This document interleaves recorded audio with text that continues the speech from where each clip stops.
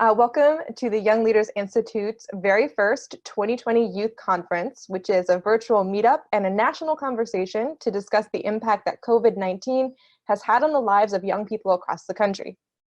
For those of you who are new to Young Leaders Institute, it is a youth leadership platform that empowers young people in the areas of interpersonal skills development, character education, conflict resolution, ethical leadership, and civics. They also offer mentorships and internships to high school students all across the United States in various roles and leadership roles. We'd like to welcome all of the participants who are with us today on Zoom, who are watching the live stream. And I'd like to remind everybody that this is being recorded. And for those of you on Zoom, we will have some questions and answers towards the end. So please feel free to use the chat box, or I think there's an option for you to raise your hand when that time comes. My name is Iman Awad. I'm a National Legislative Director for an organization called Engage. We are a civic engagement organization, and I was once a youth. So I'm very excited to be with everybody here today. Prior to my role with Engage, I worked for the Maryland Governor's Office, which is how I got connected to Nadia Hassan. Our paths crossed at many different events, and I learned about YLI actually from the inception. So I have seen YLI from an idea turning into what it is today, and meeting so many of the youth ambassadors that are joining us on this call. We have an excellent lineup of young leaders with us this evening, so I want to take just a few minutes for each one to introduce themselves. So if we could start with Kate, just keep it short because we'll make sure in the conversation and dialogue we'll get to more information about all of you. Sounds good. Thank you. Hi, my name is Kate Gardner, and I am a junior at Emmanuel College. My pronouns are they, them, theirs.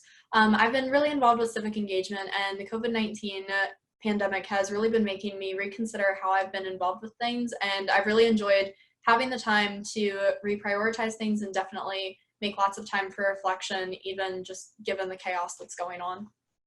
Great, thank you. Ethan, can you introduce yourself? I'm Ethan. I'm a junior at Eleanor Roosevelt High School in PG County, Maryland. I essentially have been involved in politics for a pretty long time, so essentially anything that comes my way in terms of, I guess, civic engagement and leadership is something that I really like to jump on. So I guess, like, I'm here to talk to you just about the coronavirus and how it's impacted me personally and a lot of my friends. So. Excellent, thank you. And then we'll start with you, Joy.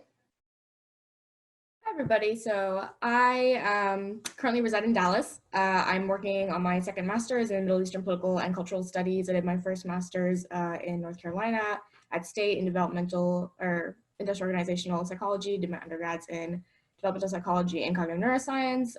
I've been living here in Dallas. I've had a little bit of issues with COVID-19 with my home, like personal housing issues and whatnot. I started law school in the fall in LA with a JD MBA program, and my family's actually back in New York, and my father is like working with individuals there as well. And I was helping last week in LA with responsive efforts for COVID-19, so I can give you guys some insight on that as well. Great, thank you. And last, but certainly not least, if we could have Adam take a few moments to introduce himself. Thank you very much, both to you and YLI. I really appreciate these amazing initiatives. So like you said, my name is Adam Abuta. I am currently the organizing director for Engage Virginia. Looking to speak to an array of things, especially around the transition of, as far as these daily activities and even as far as work life go from pre-COVID-19 to everything online. Appreciate y'all. Okay, thanks, Adam. And just again, I wanted to thank Nadia and for YLI for having this conversation. Part of my work has been the legislative response to COVID, and I want to say that YLI is really taking a deep dive into how this is really impacting the youth at this time, which is a conversation we have not heard in Washington, D.C. And I want to remind all of the viewers that this is just the first session in a series of sessions. So we're looking forward to a deep dive, but we will definitely continue this conversation. And Joy, I wanted to circle back with you. I know that COVID has had such a personal impact in your life, especially when it comes to housing. Could you just tell us a little bit more about your story, what happened, and how COVID displaced you on your travel back to Dallas? Yeah, so actually I've been living in Dallas for a little bit now. I'm going through Marine Corps officer training, so I'll be starting, well, I guess I'll be, becoming a Marine Corps officer within the next year. And so for that, I have to go in and out of the house a lot. So I live with other individuals. My landlord lives in like a house with us. I have one of the rooms there. And basically what happened is I went to work one day and I came back and I tried to put in my security passcode and it wouldn't work. And I tried the back door, it wouldn't work. And I was like, okay, I called my landlord. I was like, hey, I can't get in. And he was like, yeah, well, you know, I can't have you in the house anymore because you have to go in and out of the house. And I was like, what? So I actually, this isn't my place. I'm actually staying at a friend's place right now. So I haven't actually been able to like enter my property for over a month.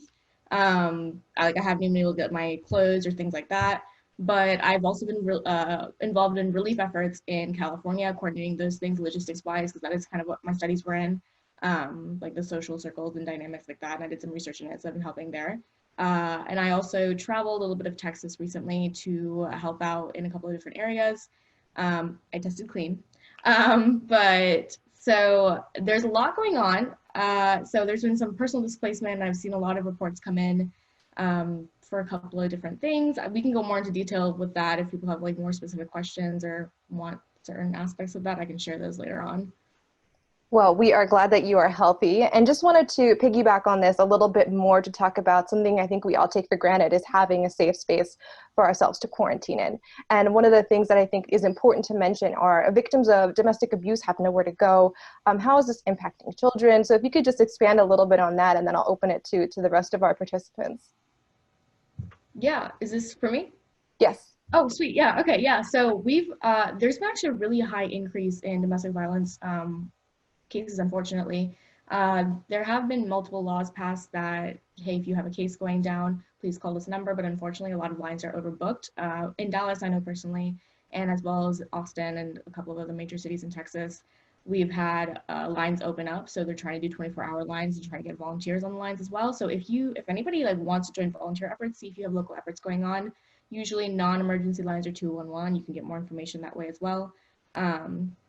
And a big issue that we've seen is that individuals are reporting cases, and once they file like, hey, I need to get out, they are able to find places to go, but that's also usually an exposure risk. And a lot of big issues can be that, unfortunately, in situations of domestic violence or sexual assault or other issues that might be going on, immune systems are compromised. And so when you're exposed into that situation where you're already not at your best, and then you have to go into a house with a whole bunch of other people, for security and safety purposes, you're actually exposing yourself even more. And while most people don't have that age demographics, we have seen an increase of response rates and positive testing, unfortunately. And especially when it comes to younger children and minors, there is actually a spike in individuals who are fleeing from domestic violence family homes, even though they might not be necessarily in the demographic that's affected the most.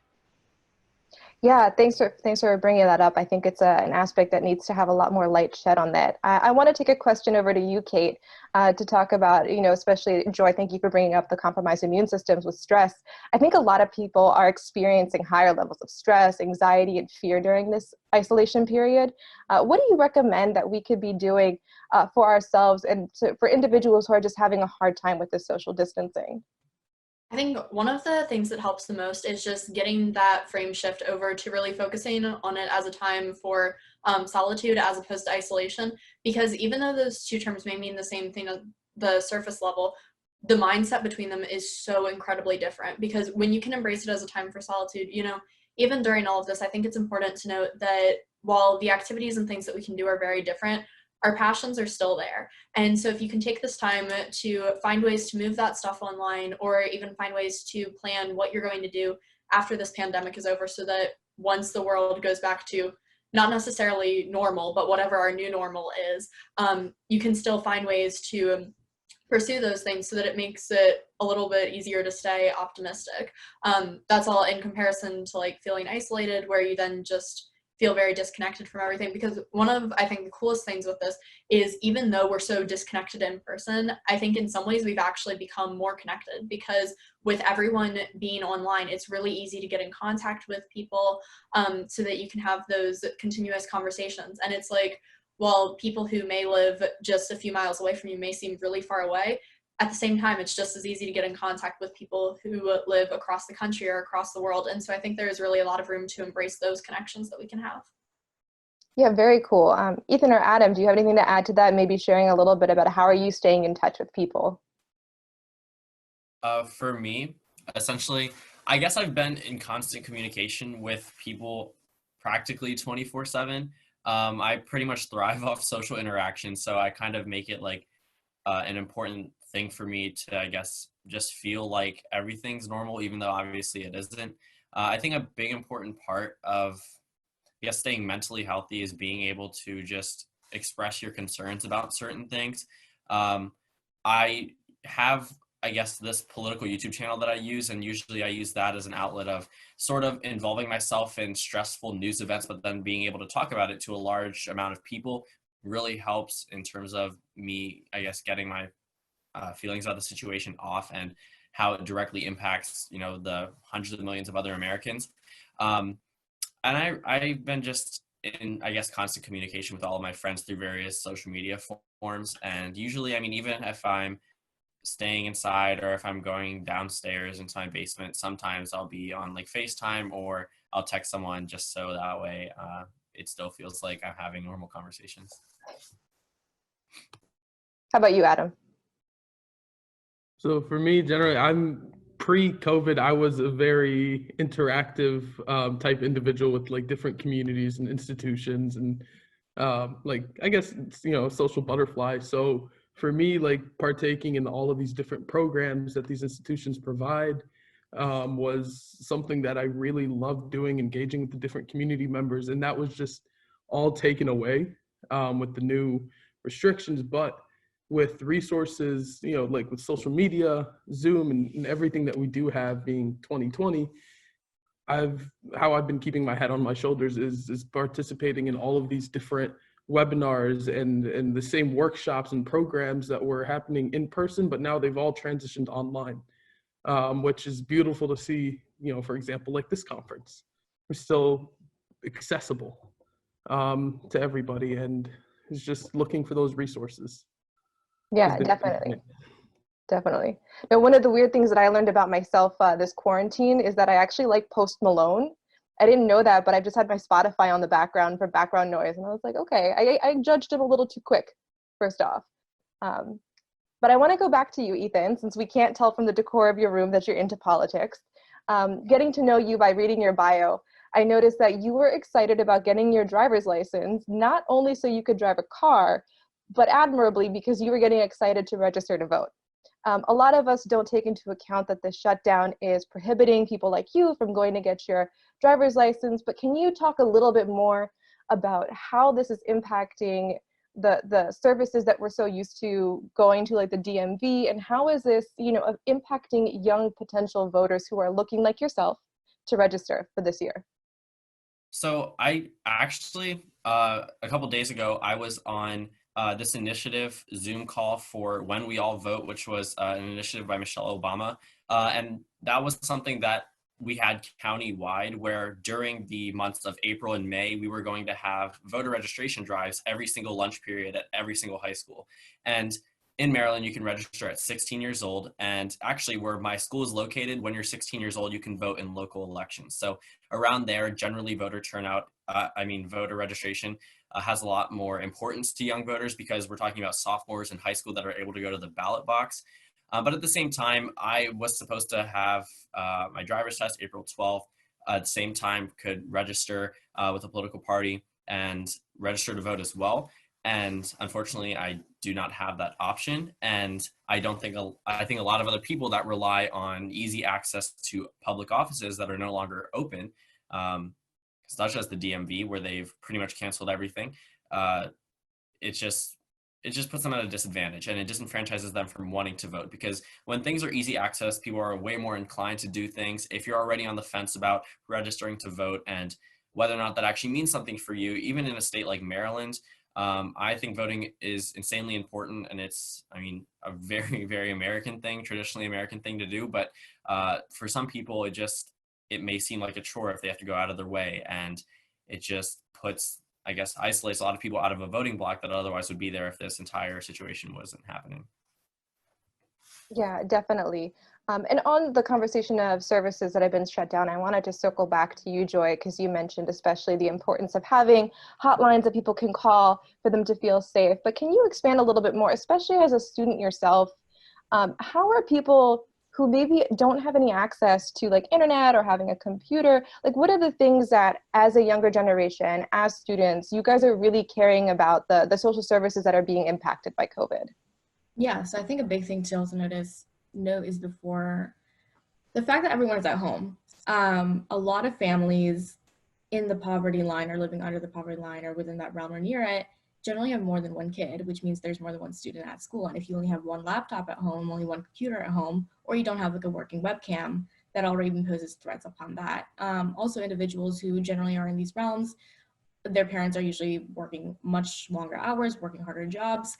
And now teachers who go through this full training of like, hey, you're taught to teach, right? You become a teacher, you go through a process, you have to have certification. Parents are not only hosting their parents, like as parents at home, now they're at home with their kids, who they probably, unfortunately, statistically speaking, have not developed very strong relationships with. They probably are not as very informed about how to teach. And it's very possible that the information that their students are learning, the kids at home are learning, they have no clue what they are. Like, this is the first time that they'd be seeing certain types of algorithms or mathematics or higher or some very specific like fields. And when you're trying to help your high school student at home with some chemistry class that you might not have seen for the last like 3-4 decades, that's a very big challenge, especially when you have other kids at home as well. And so we've actually had a couple of reports of people call in once in a while and they're like, hey, we don't really know where to get resources or things like that. And libraries obviously are shut down. So there's been a huge accessibility issue. Fortunately, a lot of teachers are understanding, and we've also heard about different efforts to like, hey, we're gonna pre-record, you can come on and do this assignment later. There's different types of assignments that are being made available. But the close proximity has, research-wise, there have been similar cases where family households have been put into the same realm for an extended period of time from a big shift. And there are, I think, a handful of studies, probably like 20 or 25 of them, when this occurred during influenza, Spanish influenza. And what happened with those demographic groups, the kids specifically, they actually have different psychological barriers going into the workforce, which I think is very interesting depending on how long this exactly lasts. Obviously, our outbreak is not, fortunately, resulting in as many deaths, and it's not resulting in as like more apparent like symptoms, things that are like more minor, things that can be treated, versus like Spanish flu was much more intense. And so there might be very similar impacts of that. And I mean, I don't know if anyone's interested in the geeky details of that, but feel free to ask if you are. This is a safe space for all geeky details. So yeah, thank you. I mean, I know that you mentioned you're a student, Ethan's a student, I believe, Kate, you're also a student.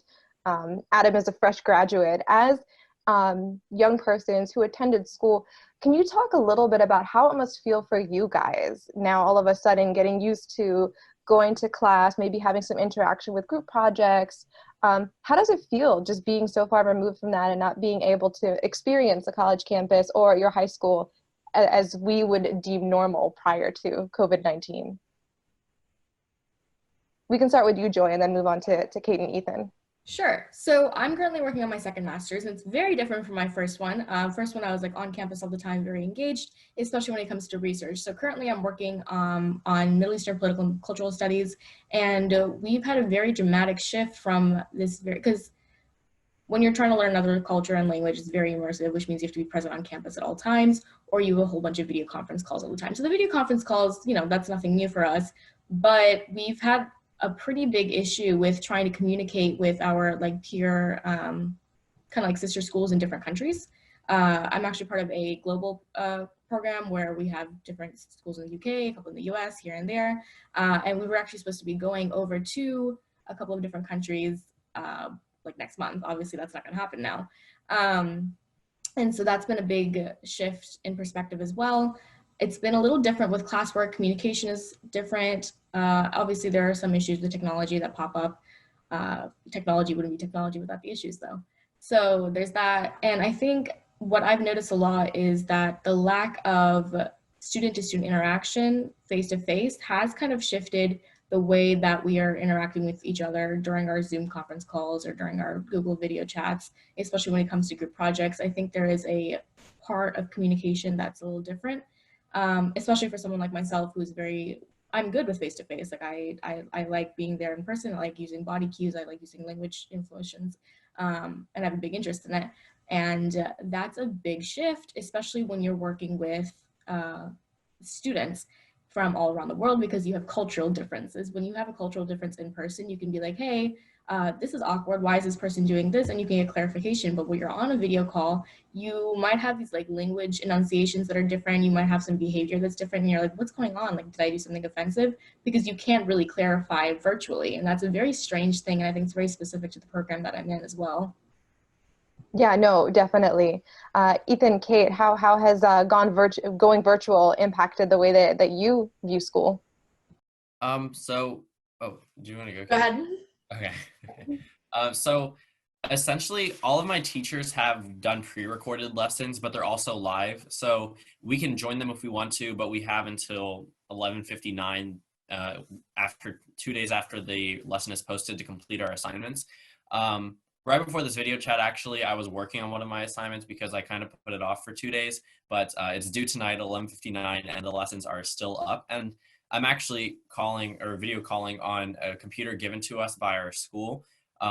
So it was right after, I guess, the entire break started and I broke my laptop, and the school was giving out computers for people that needed them to actually do schoolwork. So I got one and I'm using it now, and I pretty much use it for almost all of my schoolwork at this point.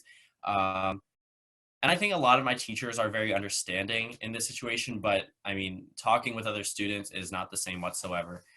Even just on a regular FaceTime call with them, just talking to them socially is completely different because there's practically nothing to talk about at this point. And a lot of us don't really want to focus on things like school outside of when we do have Zoom calls. But I've noticed that there's a huge drop in participation in terms of people that are joining the Zoom calls. I think my chemistry class, which our teacher teaches 90 students, had 6 people on the call at the time. So everyone's either watching it on their own or just not paying attention or not watching it at all, just because of the fact that, hey, they may not be able to do something at 9 a.m. They may be doing something with their parents, or not everyone has the same situation. So my teachers are generally understanding, but I do have a lot of friends that go to other schools where their teachers are saying that you have to be there. They have these check-ins online at 9 a.m. where they log in and they have to write down what work they're doing and for what class. And I think it varies school by school, but for me, I'm thankful that a lot of my teachers are very lenient in the way that they're approaching this. Well, I'm glad you got to solve that laptop issue. How about you, Kate? For me, it's been a little bit of an easier transition. I was actually homeschooled up until last year, and then with starting at Emmanuel, it was kind of weird to like be back on campus again. So now being at home, it was an easier transition back to that just because of being used to doing distance learning and having to stay motivated on my own. So once I like started to get my schedule set as far as like, okay, this is when all my deadlines are, it was a lot easier. It was just really difficult in that first week because like professors were getting used to using the online platforms and stuff. And so like I would completely miss deadlines just because like it wouldn't even be on my radar. And once I just realized, you know, I'm going to miss some things, that's okay. I'll just pick up with where I can. That made it a lot easier just from like the mental health perspective, which then eventually enabled me to be successful in that online learning. There's also, I go to a really small college, so I think we have about 2,000 students in the entire college. And so because of that, a lot of our student organizations and stuff have still been able to stay really connected. So like our Office of Residence Life does Thursday night trivia, where like everyone will get on the Instagram page to see the questions as they're posted, and then whoever can answer all the questions the fastest will win a gift card. So that's been just a really cute way to keep everyone involved. We also have our youth and government groups still doing weekly meetings, which we actually had our meeting just last night, and I was able to lead a really productive conversation on that. So it's just those little things that like keep everyone connected and together that have been making it a lot easier. Interesting. And that was really interesting what you said about, you know, transitioning from homeschooling to campus, now doing the distance learning again. From your experience having done that before, what would be your number one takeaway or motivation for other students who are doing this distance learning for the first time to keep them motivated? And, you know, like you said, of course, deadlines come and go. Sometimes you miss them. Don't, you know, squirm about it. But what would you want to tell them to help them motivate to stay up to date on their work? I would say just that communication is key. You know, I think a lot of the time, your instructors are a lot more understanding with this as far as knowing that everyone's under a lot of stress. So if you realize that you are kind of drowning and stuff, just communicate with them what's going on, and usually they'll be very understanding there. There's also one of the things that has helped a ton has been doing accountability hours. So this is the thing my friends and I started, where basically we'll all get on video chat together, and we'll just be doing homework or projects like that in the same room. So that way we're all staying motivated, and like if we notice someone's starting to not work on their schoolwork or is starting to get distracted, we can like help bring them back to focusing. But it's just a really nice way to still have that social interaction while you're working on projects that makes the time go by a lot faster. Definitely. Thanks for sharing that. I want to shift gears a little bit. We know how COVID has been impacting how we're social distancing, how we're learning. And I wanted to circle a question to you, Adam, about the impact it's having on families, especially families that own businesses. I understand that your family owns a couple of small businesses, and right now things have been very difficult because you're trying to provide for your workers, you're trying to stay open for other families. So how has that been impacting you guys, and what can be done to help families who own small businesses during this time? So yeah, no, you're right. It's been a heavy load in those regards. My family is involved within like gas station businesses, restaurants, and different things alongside those. But you know, we've seen there's been a big impact from COVID, because there's a lot less people going out supporting these local businesses. Even myself, I'll be real, I'm going, if or when I do go out, it's mainly just to go get groceries, and there's really no use for anything else really. We shouldn't be going out anyways. And you know, I think it was today that they had ran out of funding, and I was having the conversation the week prior with my dad about the different businesses, because he has different business partners, and it's in these different businesses trying to support, you know, this array of families, and saying that, you know, hurry up and apply, you know, we don't know what's going to happen. And you know, they ran out, we were too late, and it's just hoping that everything will go back to normal, but at the right pace for the greater safety of everybody. And Yeah. at the end of the day, just recognizing who's essential, who needs to get paid, who has one job, who has two, are they still able to provide, and just a little bit of everything. Yeah, it's been interesting to see, you know, the efforts being made, and, you know, we're wishing all of you guys the best. It's a tough decision, and I appreciate what you said, that health is number one, people before anything else. So what we have seen is, you know, taking for granted all the times we could go out and just sit and have some coffee. If we don't mind just taking a few minutes, I'll move from Adam back to you, Ethan. Just how have you seen kind of the dynamics in your household shift, and what are the things that you guys are working on to stay safe? So my dad pretty much works from home year round, but my mom, she goes to Virginia 3 days of the week to work. And now obviously she's working from home. She works for DOI, and they, I guess, have just been telling her obviously to stay at home. And we've just pretty much been staying indoors. Whenever we do go to the grocery store, that's really the only time we ever leave. Whenever we go, I mean, we're talking about multiple sets of gloves, and then changing them and washing our hands, and then washing the gloves too, wearing masks, things like that. I think in my county, actually, it's a law that if you leave your house, you have to wear a mask regardless of what you're doing. So that's definitely helpful in terms of keeping everybody safe. But specifically, my dad, anytime, even if we get a package in the mail, he'll wash it down and make sure that there's no way that anything could have gotten on it. I've gotten letters in the mail from my friends because we write letters to each other. And I kid you not, he put the letter in like a bath of water. And then he was like, okay, go let it dry, and then you can read it. And I was like, okay. But I mean, I understand it, but it's just funny that happened, of all things. But I guess my parents have just been really, I guess, hypersensitive, and for good reason too.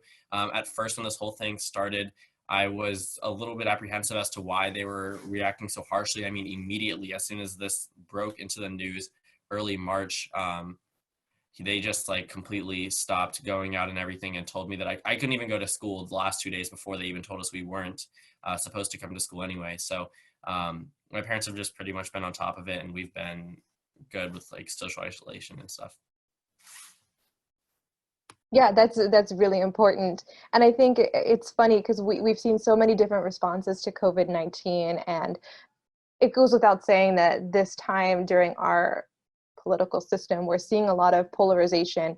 And something that I've actually learned through my job and what's been going on is that we haven't been listening to the young leaders as much as we possibly could. And I do want to start with Kate on this question, that as a young leader, what can people of my generation be doing a little bit better to foster productive civil discourse and also to make sure all voices are heard? So I think in this circumstance, it's a lot of just making sure that there's that platform available for young leaders to be able to communicate with each other. So I know the hardest thing I think is just getting people to have the initiative to reach out, since there's usually that fear of rejection as far as like not wanting to like overstep any boundaries or stuff like that. So if people know that there's that spot open where they're being asked for their opinion on things, where they're being asked to step in, I think that's where you'll definitely see a lot more people get involved. Yeah, I think that's pretty much the easiest thing that you can do. And then once you start to get people involved, just keep engaging them in conversations. You know, I think that's also one of those things where sometimes if you just ask for broad thoughts or in something, or just put out a statement, sometimes young people are a little more reluctant to respond to that, since it's just wanting so desperately to be perfect in their response that then they'll end up not responding with anything. So just really giving that space to ask direct questions and then really encourage participation.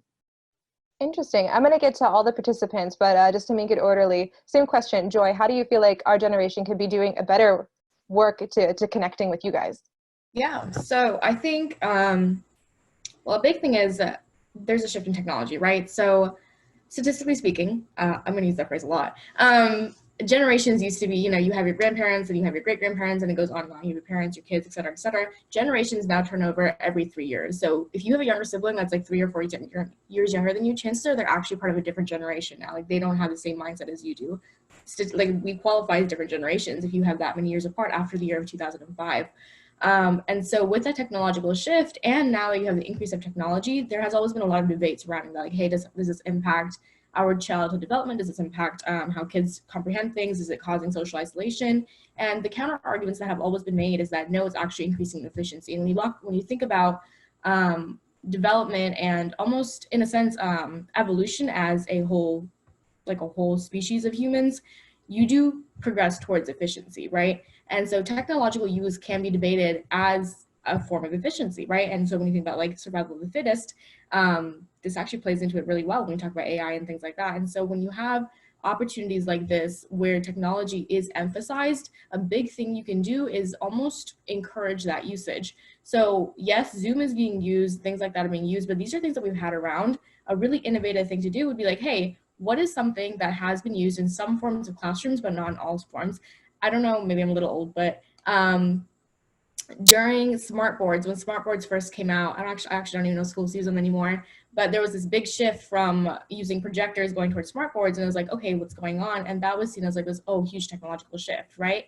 And so a big question is like, how does this impact the educational system as a whole now, seeing that we can actually manage online engagement, right? And if technology is going to increase, and Ethan brought up a really great point, is how engagement is going down, and everyone else kind of like touched on that as well. If engagement is going down when technology is being used, are we not using technology to its full potential? Because technology should be more engaging if students are more well-rounded with it, especially if we're going to continue going towards a future where we have more resources such as so. So where's that disconnect? Like, is this a really good point to like reevaluate our educational system in our teaching methods, our incorporation? Are we really setting up students for success? And I'm sure everyone or has like come across the criticism that like the US is behind the educational system because we see all these other classrooms across the world and they're way more advanced and they're doing so much more, and we've always been falling behind. Like our classrooms look like the same they did in the 60s and the 50s. Why, right? So what are we doing wrong? And is this like a wake-up call for the educational system as well? Like, hey, maybe this is a perfect opportunity to become more inclusive of different people's needs, and technology is a really great way to kind of remove those barriers, and maybe that can be actually played to our advantage as a society. Yeah, no, definitely. I really like the idea of kind of meeting the society where it's at, and there's so much discourse happening on these platforms. So why not utilize those and bring everybody together? I'm going to shift to you, Adam, and then we'll end with you, Ethan. Same question. How can my generation connect better with you guys?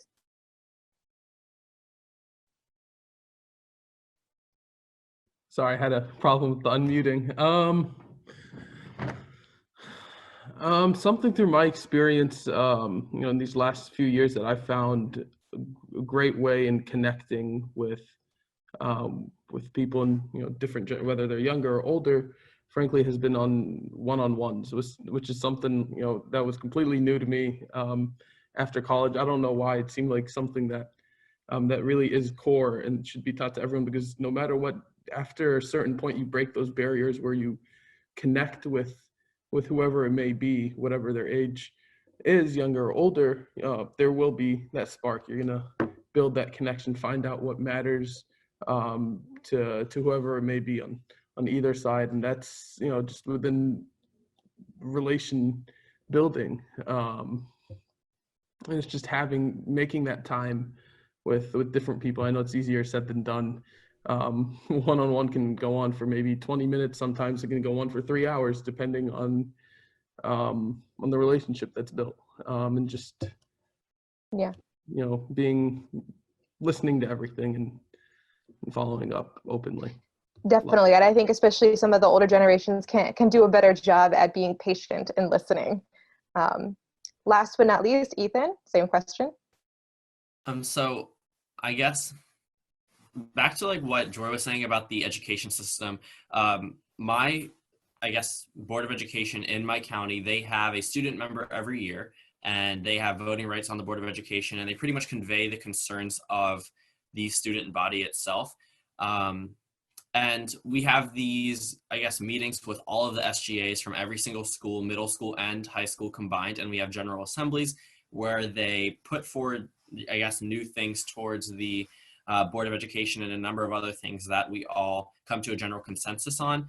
And I think my county has done a really good job at listening to the concerns of the youth. I think that's, I guess, paramount in terms of the changes that they make. But it is really unfortunate that a lot of the positive changes they have made have only come as a result of this coronavirus, in terms of waiving some, I guess, particularly exclusive graduation requirements, and a number of other things that aren't necessarily positive to those who can't afford certain things or don't have equal access to the same, I guess, education as everyone else in our county.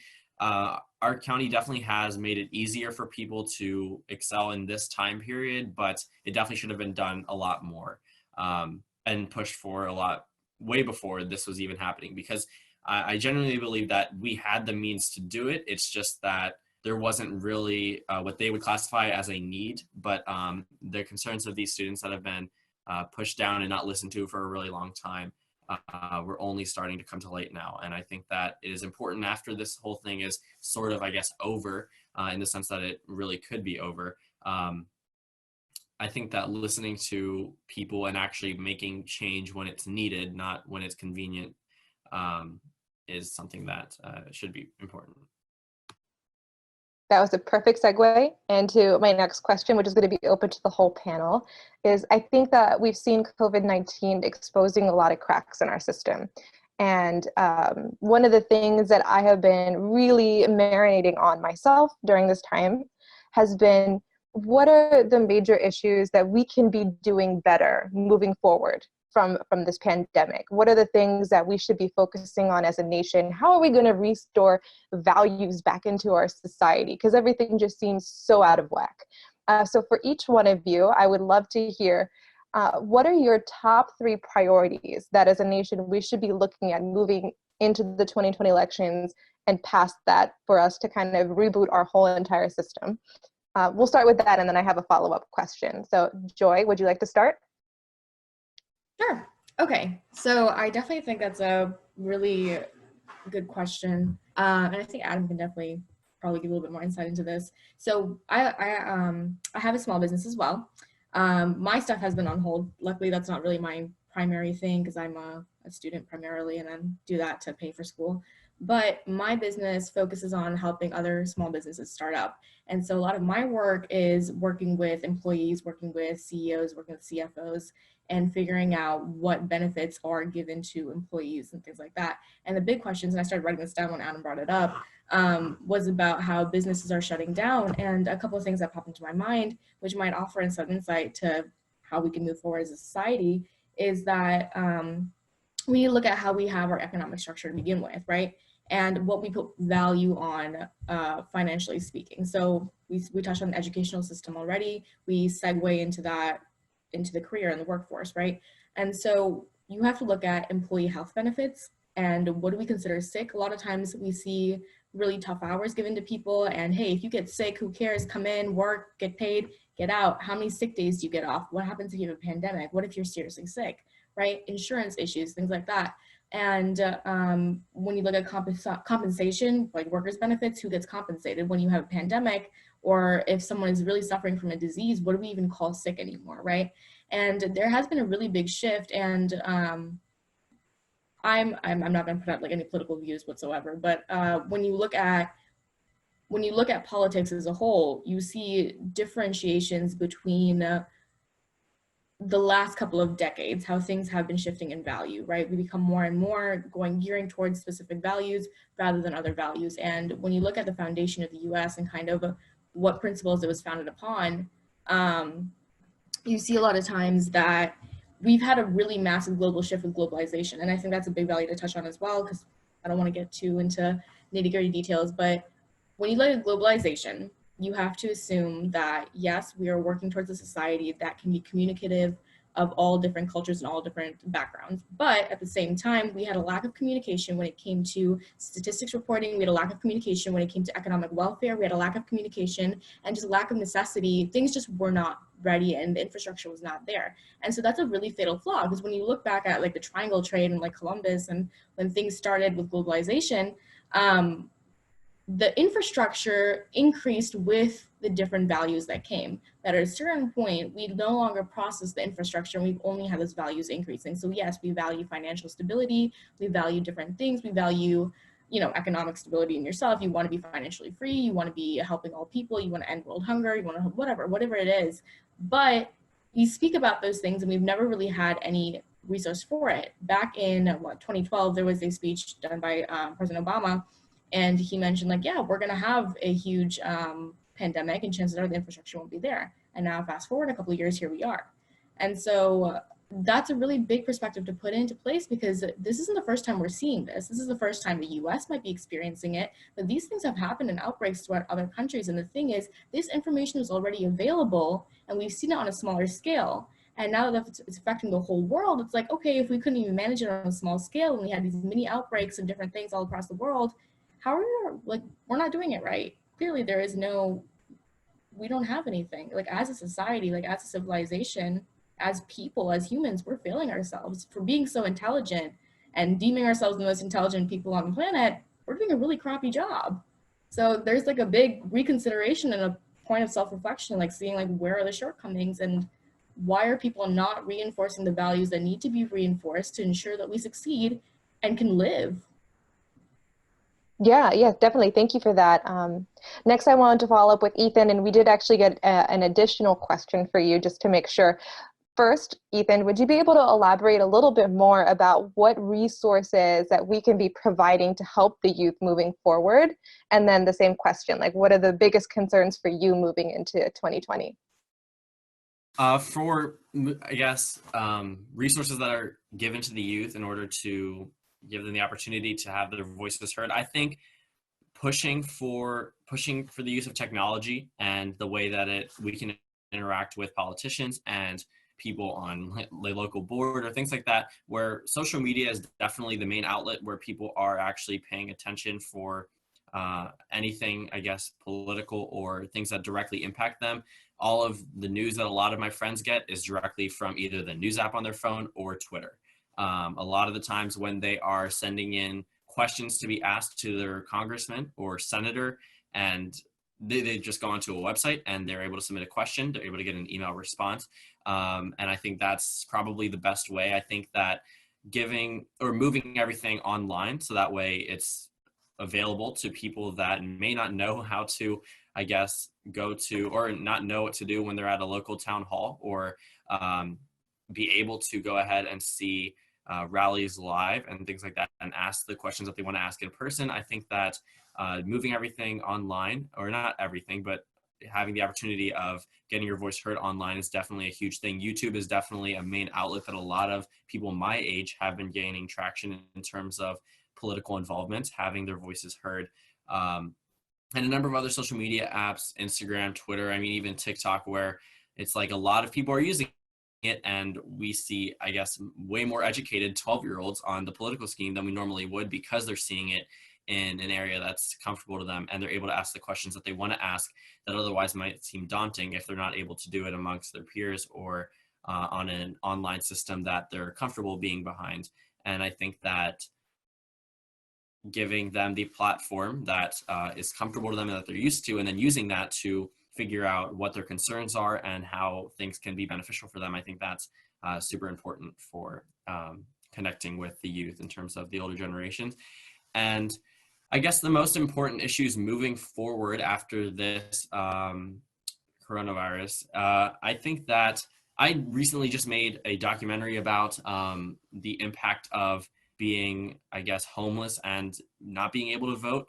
And I just did a lot of research about how people may not have the time or the means necessary to get a driver's license. I mean, in Maryland, in order to go to the DMV to register to vote, we're talking about getting a license, which is $50 for the license, and $300 for driving school, which is required for all ages. And some people just may not have that time. They may not have the means to do that. I think that this only makes it worse because they no longer have, even if they had the time and the money for that, they no longer have that outlet to go ahead and get registration and have their voice heard politically, which then has, I guess, politicians, they aren't inclined to listen to people that can't vote, because a lot of the times they're answering to the constituents that are reelecting them. And I guess that's their main focus. And a lot of the time, I mean, in the city of Baltimore in Maryland, 1 in 4 people live below the poverty line. And that's 25% of the Baltimore electorate that could be voting, but isn't, just because they don't feel represented. And as a result, they don't vote, and then they aren't represented. And then it just reinforces itself in the cycle.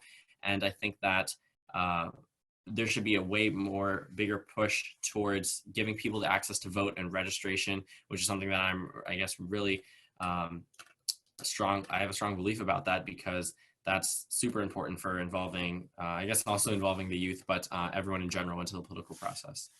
Ethan, do you mind if I jump in with a point of clarification here? Mm-hmm. I think in Maryland, there's a common misconception that you have to wait to register to vote until you get your driver's license, but there are ways to register online. So like, I actually got my driver's license, or not my driver's license, I registered to vote 6 months before I got my driver's license by going onto those websites. But I think that points out a really critical flaw in our system, because that's something that the only reason I found out was because I was at the time running to be a student member of the Democratic Central Committee. And when I said I wasn't registered to vote because I didn't have my license yet, they immediately told me, this is the website you need to go to register to become a Democrat. But that was something that if I didn't already have the access to that space to be involved with people who were in politics, I never would have known that. So I think it raises a really critical need just in our education on voter registration. Mm-hmm. Yeah, I definitely think that's something that people do. I mean, I knew at the time, I guess, well, recently I found out you could register online. So I was in the process of finding my social security card. That way I could fill out that information online and everything. But also at the same time, I mean, if people are trying to register online, if they don't have internet, if they don't have a computer, if they don't have a phone, then that also puts them at a disadvantage. So some people may not even know it. And at the same time, even if they did know that, they wouldn't be able to anyways. Yeah, great. Just a really short plug here, because I know that YLI has some great programs. They definitely have a lot of trainings specifically on this. I'm going to go to you, Adam, and then we'll end with Caitlin with the same question. As we move into 2020, what are some of the priorities that you guys are concerned about? Well, in regards to the pandemic, there's really been 3 big issues that have really popped out to me that need a lot of focus and love this year and maybe even next year. The first and foremost being workers' rights. Nationwide needs to be addressed. This past legislative session in Virginia, I was serving as an LA to one of the representatives, and something that I did not know prior was that Virginia is ranked like the #1 state to do business in, but ranked the worst state for workers. And just seeing the impact that the pandemic has had on the millions of Americans nationwide is egregious, and that the system is, no one is really being helped. The stimulus check process has been egregious. I mean, along those lines, that needs of the major topics that needs to be addressed, especially election security. One of my biggest fears is, how are we going to make sure that everyone votes this year? Every state is different. Not at least I don't know if all states can do like mail-in ballots. I know that they're dictated by the state, so it's trying to figure that out nationally, because there will be communities that that are going to be at risk. Their voices are not going to be heard, and we need to figure out how to address that in case something like this does happen again in the future. Need to be ready, and hopefully that'll be a priority. And last but not least is a topic that I'm really ignorant in. I don't know much about, but I know just enough to know that it needs to be addressed even more than before, being climate change. Because even just looking up into the sky, the sky's bluer, it's clearer, the weather's beautiful. It's there's been a small bright side to this, and it's something that's really eye-opening that I've realized in these last few days.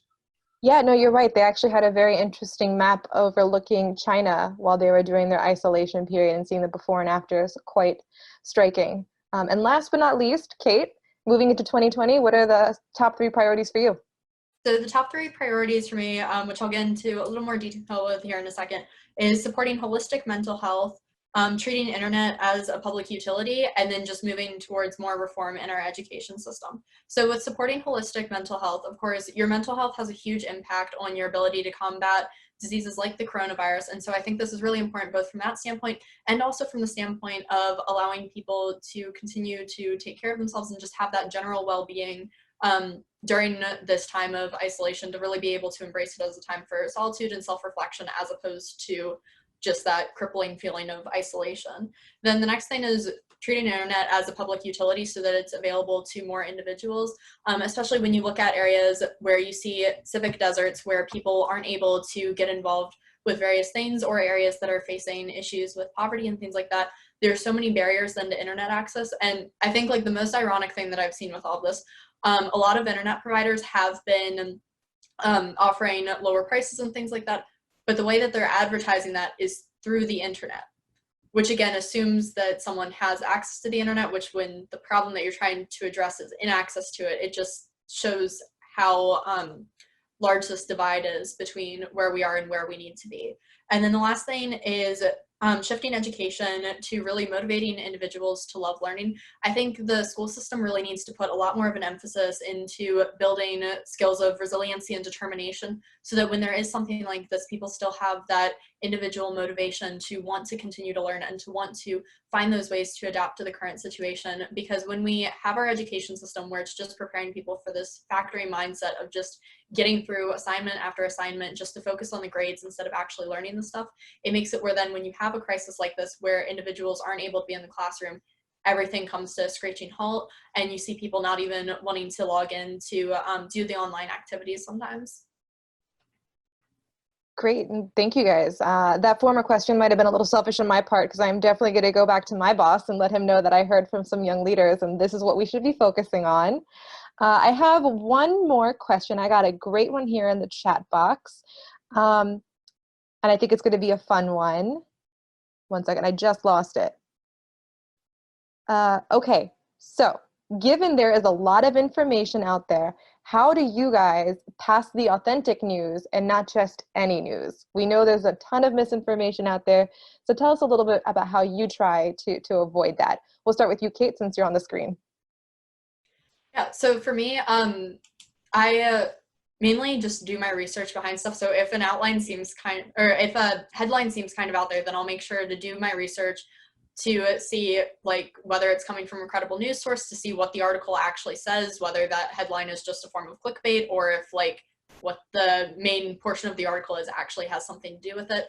So just little things like that. There's also, it's a lot easier for me to be able to analyze that sort of stuff because as an intern with Tough Circle, a lot of the stuff we're working on right now is on youth education, on civic media creation, as well as media literacy. And so I'm just kind of continuously reviewing some of that stuff, which makes it a lot easier. And we're trying to get some of that stuff into classrooms. So if you check out our website, just to put a little plug in for that, you'll be able to find a lot of resources there currently and in the near future on how to be able to fact check those sites.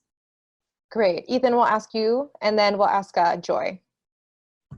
So I guess I get a lot of my news from mainstream media outlets and also a combination, I guess, of just personal research.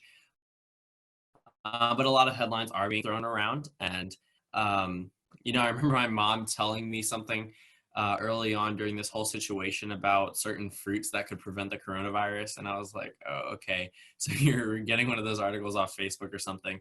But generally, I mean, I'll just look at the news and just see if it, I guess, matches up with the same things that I've been hearing all around. And sure, there's that whole, I guess, argument that the mainstream media outlets are, I guess, wrong per se, but I'm generally way more trusting in something that I see from CNN than some from random website with, you know, no sources to back it up. So generally, I'll get a lot of my news from, again, like I said, the mainstream media, and usually I'll just look to see what type of people they're citing, what actual experts they're citing, not just randomly quoted doctors and things like that. Especially in this situation, it's super important to stay involved because at a time, I mean, people were saying that the flu was by far more hurtful to America than the coronavirus, just because people were uninformed. And seeing the headline that the flu has more deaths after we're into a 2-week time period where coronavirus has hit the US. I mean,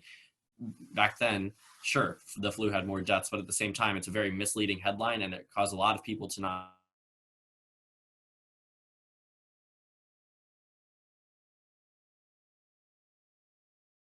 Sorry, I think we lost you there for a second, Ethan. Was anybody else able to hear him at the end? No? Do you mind repeating just like the last sentence you said? We have a little bit of a technical difficulty. So Joy, let me go to you, and then when Ethan's back up, we'll circle back. Sure thing. Okay, so as I mentioned earlier, I'm not like outwardly political, and that's because I believe, regardless of anyone's beliefs, that all things that you hear and all things that you read should be analyzed critically. Doesn't matter what your stance are, doesn't matter where you're coming from, doesn't matter what your source of information is. And that's a big thing which I've kind of attested to, is that, yeah, I really, like, when you look at the data and you look at the numbers, you have to analyze it in 2 ways. One, yes, look at it, see how it's spreading, see how the statistics are, see where it's going. But two, also understand that you have to look at it in a proportional way. So when you read any article, things I ask myself, and again, because I have really big interest in kind of just the human factors of society as a whole, and especially since the advent of like yellow journalism back way when, there's a big influence of it. Ask yourself, who's benefiting from this? Who are the individuals who are funding this? News articles even, who are your people backing it? Which resource outlets are getting funded? Who's benefiting from it? And when you look at things like that, and there's a lot of documentaries about it as a whole in other societal instances, for example, like the prison pipelines, things like that. When you look at the benefactors of a system, you see who's benefiting from it. So when you look at things like this, when you have an outbreak, who's actually winning in it? And right, when you find news sources that unfortunately do have ties to a lot of these different funding sources, you have to like analyze it from another perspective. And when you're looking at something within the US, when you're looking at a US news outlet, trying to understand US political structure, and the influence of political structure upon the pandemic as a whole, you also have to realize that that's not the perspective that's going on globally. Like when you talk to individuals that are in Australia or individuals that are in the UK, it's very different, and the measures they have taken are very different as well. And then you have to also take into account that because the stakeholders in the country of the United States, it's very different from stakeholders globally, right? But you do have partners and players that are common. So look at your facts and just read everything you can find, consume all the information, but definitely analyze it and ask yourself, like, is this actually true? And is it true because someone from a reputable source is saying it, or is it true because it's actually happening? And again, like I was actually like raised in New York, and so I have family members there and kind of firsthand accounts, individuals that are involved in the relief efforts, and myself, I have been involved in the relief efforts here in Texas. Unfortunately, the media isn't really on point. Like, I strongly believe that all media, regardless of where it's coming from, does have a bias. It's really hard to find unbiased information. Information as a whole will have a bias, interpretation, perspectives. They'll influence what you're saying regardless. Things I'm saying is obviously going to have an influence on my perspective. And so go ahead and do your research for sure. That's planned. Like, you want to have information, at least have information. But then ask yourself, like, is this actually correct? And is it correct because who's saying it? And just think. Honestly, just think. I don't know what else to tell you. When we're living in a world with so much information, so much availability, you really have to use your head. Like, really think about it. Yeah, definitely. Thank you for sharing that. And I'm sorry, I've been playing with my light. I'm not just a floating head, but I don't have good lighting in my apartment, so I'm sorry that it's kind of awkward. Circling last to Adam. So tell us a little bit, how do you, differentiate between real news and fake news? I really want to uplift what the previous panelists, what everyone said really is core and true, especially what you had said, Joy. And I just want to build slightly off of that, and being that recognizing that that bias does exist, whether, it may take a Google search or two to find out, who's supporting that that outlet, and just taking that bias and recognizing the article is through that lens, and then maybe going to another outlet and reading the same story, but it's going to have a few different words that are changed, and reading that and then putting them together, in that aspect. But as far as that goes, if I come across like a news outlet that I've never heard of, I'll Google it. I'll Google the author. I'll see if they're on Twitter, see what types of things that they've posted, to understand where their bias is coming from, even prior to reading, and to see to that legitimacy. But one thing I do want to speak to is when articles are being shared during, whatever big issue it may be, globally or nationwide, is to always look at the date, because there's been so many things in this world that have happened in the past and currently.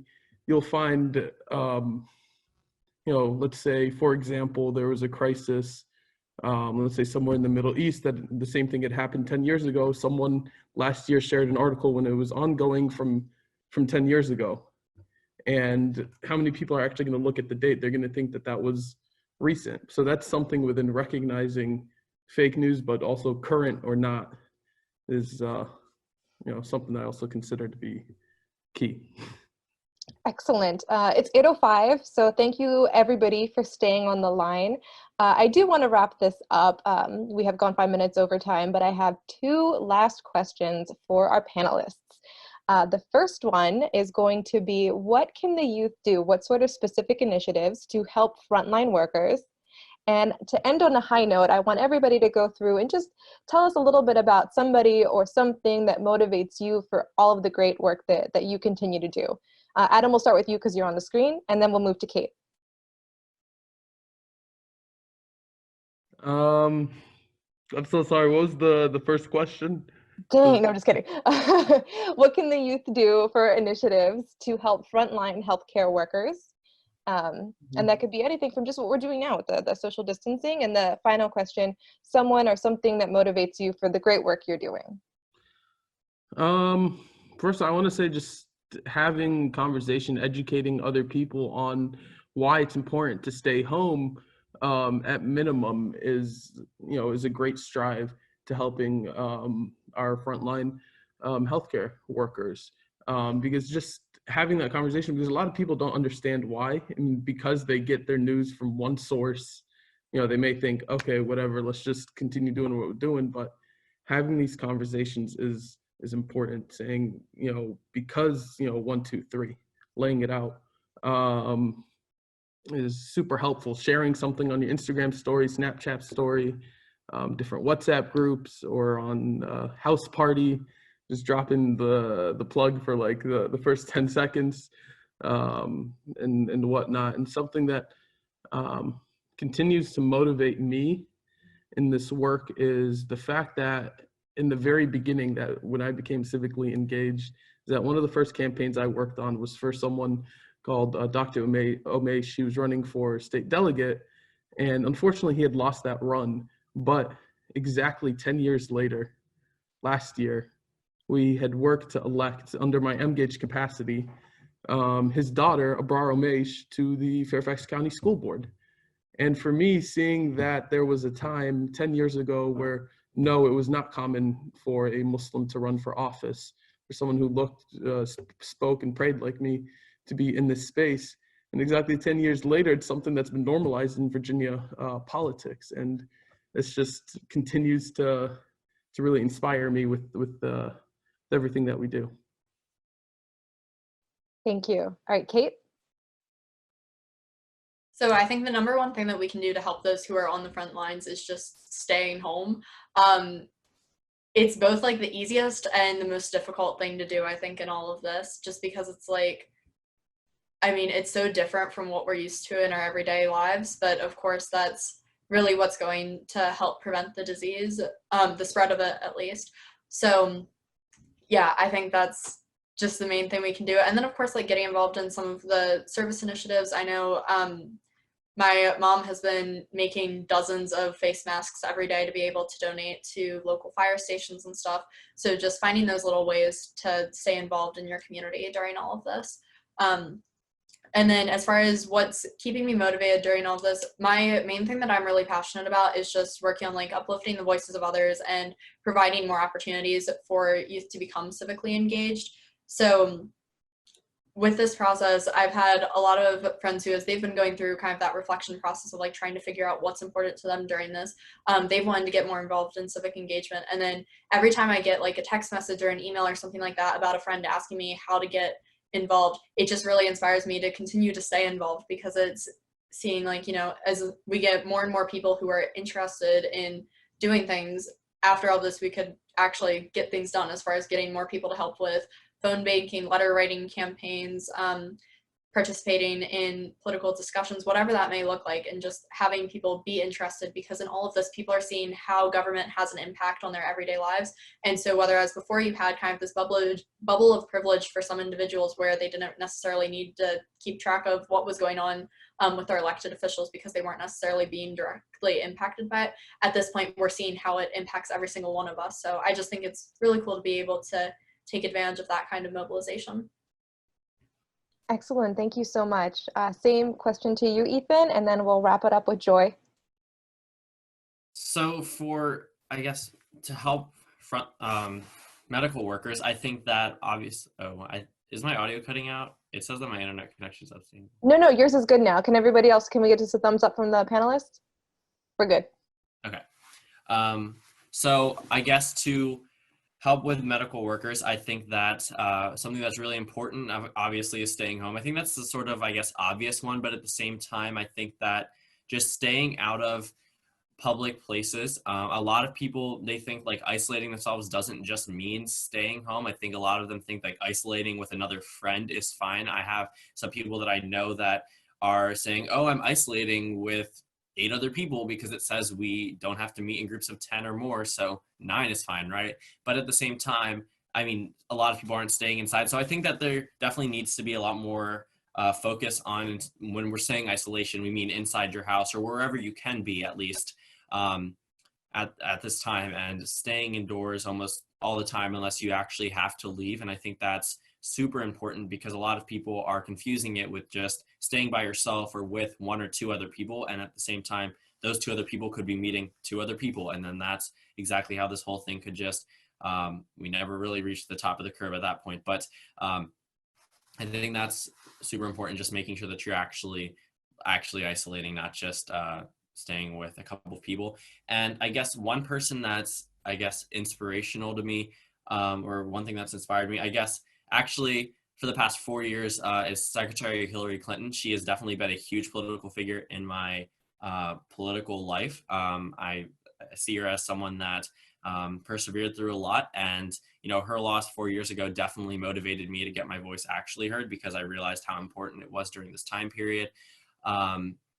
And I think that seeing someone like that, who was so successful in terms of the work that she did and what she did for the country, I think that is something that I would always, I guess, am trying to achieve even at this young of an age, which is exactly why I have an outlet where I have my own political opinions voiced. At the same time, I can receive other people's opinions and acknowledge them, and talk to them too about it. So I guess, yeah.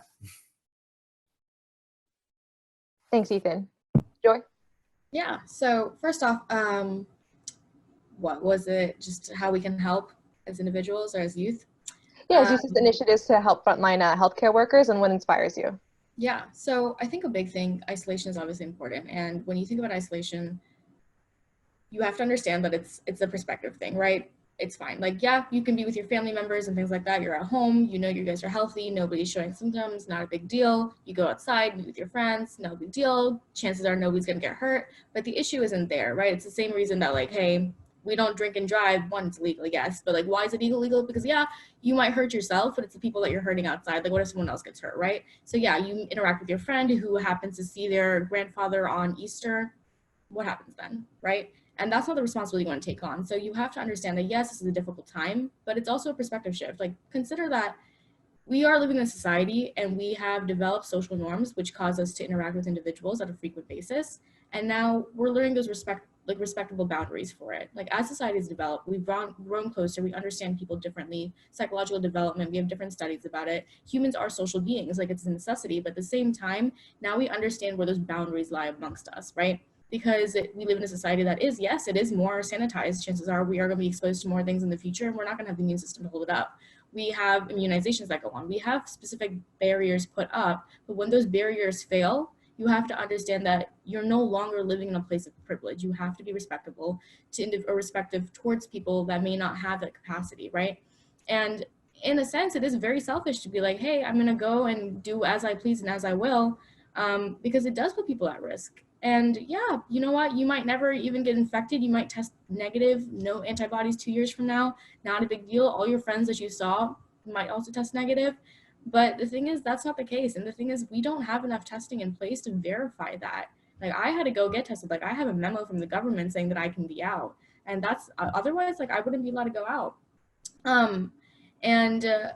So remember that this isn't about you. This is about society. This is about us as a whole. Like, we do have deaths. Like, that's the honest truth. Like, people are dying. People are dead because someone couldn't stay at home. Don't be responsible for that.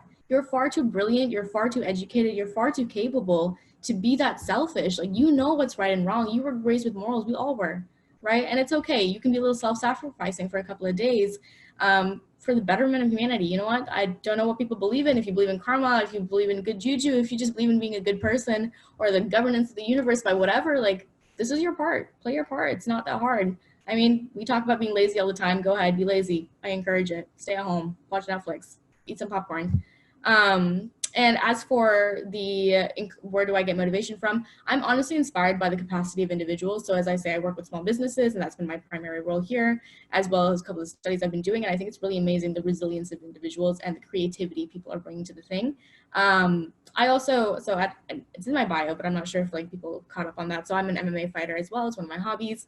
So I have a lot of different gyms and a lot of different trainers that I work with at all the time.